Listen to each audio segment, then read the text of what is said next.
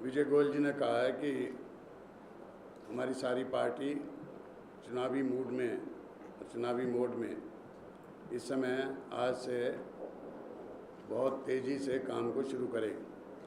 कर तो बहुत दिनों से रहे, लगातार पिछले 5 साल लगातार प्रदर्शन होते रहे हैं, आंदोलन होते रहे हैं, बाकी सब चीज़ें होती रहीं, परंतु अब आकर के जबकि चुनाव में अब लगभग 2-2.5 महीने का समय बचा, कब होंगे चुनाव लोकसभा के और विधानसभा के इकट्ठे होंगे कि अलग अलग होंगे, इसको तय करेगी। परंतु ज़्यादातर अपेक्षा ये है कि दिवाली के बाद से चुनाव किसी भी समय उसके बाद हो सकते हैं, तो उसकी पूरी तैयारी प्रारंभ की गई है। और चुनाव की जो प्रक्रिया है सदस्यों के चयन करने की, उसको प्रारंभ कर दिया गया। अभी आपको बताया कि प्रमुख विषय महंगाई, भ्रष्टाचार और दिल्ली सरकार का सब मोर्चों पर फेल होना, ये प्रमुख मुद्दे। हमने महंगाई का मुद्दा तो कल विधानसभा में उठाया ही था, जो कि बहुत ही महत्व का विषय है। और आज जैसे डॉलर की कीमत चढ़ते चढ़ते 67 पार कर रही है, 68 पार कर रही है, अब कह रहे हैं कि 70 तक जाएगा। 3 रुपये 4 रुपये डीजल की कीमत बढ़ाने की बात की जा रही है।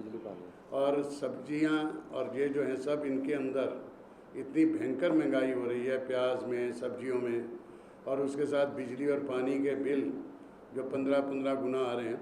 ये सब विषय कल उठाए गए थे। 2 विषय इन दिनों में एकदम और आ गए सामने। कल प्रदूषित पानी से एक और मौत हो गई, और पहले भी 2 व्यक्ति प्रदूषित पानी पीने से उनकी मृत्यु हुई थी। कल ये मामला ज़ोर से उठा था कि बहुत से इलाकों में पानी की एक बूंद नहीं मिल रही है, और शीला दीक्षित जी ये कह रही थी कि बिना कोई प्यासा तो दिल्ली में मरा नहीं। प्यासा तो नहीं मरा है, परंतु बहुत भयंकर तरीके से प्रदूषित पानी सबको मिल रहा है। टैंकरों का पानी प्रदूषित है, हैंडबिल का पानी प्रदूषित है, बोरवेल का पानी प्रदूषित है, उसमें संख्या पाया जाता है, और इसलिए बहुत ज़्यादा ये एक मौत कल ही हुई है। ये विषय हम कल विधानसभा में ज़ोर से उठाएंगे और इसको भी बहुत गंभीरता से लिया जाएगा। जैसे अभी विजय गोयल जी ने कहा कि छठ पूजा पे हम लोग छुट्टी करेंगे। अब छठ पूजा पर यमुना में जा कर के अर्घ दिया जाता है सूर्य को, पर यमुना तो पानी है ही, उसका इतना प्रदूषित पानी है, एक नाले के रूप में यमुना बह रही। तो यमुना को स्वच्छ करना ये भी हमारी प्रायोरिटी में होगा, क्योंकि वहाँ पर जा कर के लोग यमुना का पानी अर्घ के तौर पे चढ़ाते हैं। यहाँ पर तो ये लिखा हुआ है कि यमुना के अंदर नहाना दूर की बात है, अगर उसमें पैर भी रख दें तो पैर में बीमारी हो जाएगी, इसलिए उसके अंदर कदम भी नहीं रखना चाहिए।